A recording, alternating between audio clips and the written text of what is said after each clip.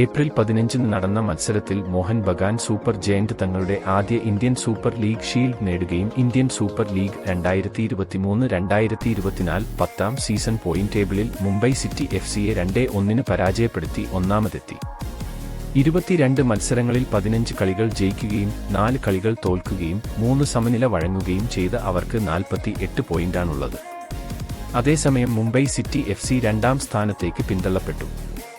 22 ഏറ്റുമുട്ടലുകളിൽ നിന്ന് 14 വിജയങ്ങളും 5 സമനിലകളും 3 തോൽവികളും ഉൾപ്പെടെ 47 പോയിന്റുമായി മുംബൈ അവരുടെ ക്യാമ്പയിൻ പൂർത്തിയാക്കി.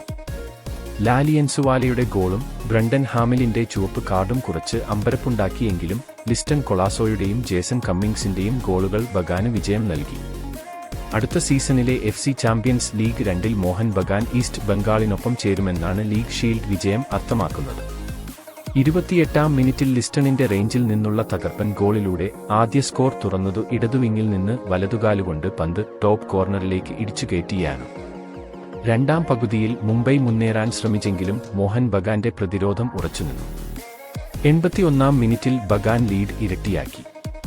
സ്കോർ 2-0 അവസാന വിസിൽ മുഴങ്ങിയപ്പോൾ മോഹൻ ബഗാൻ ലീഗ് ഷീൽഡ് കിരീടം ഉറപ്പിച്ചു. മത്സരത്തെക്കുറിച്ചുള്ള അഭിപ്രായങ്ങൾ കമന്റ് ചെയ്യും. ഇൻഫോച്ച കണ്ടതിന് നന്ദി. Like and subscribe.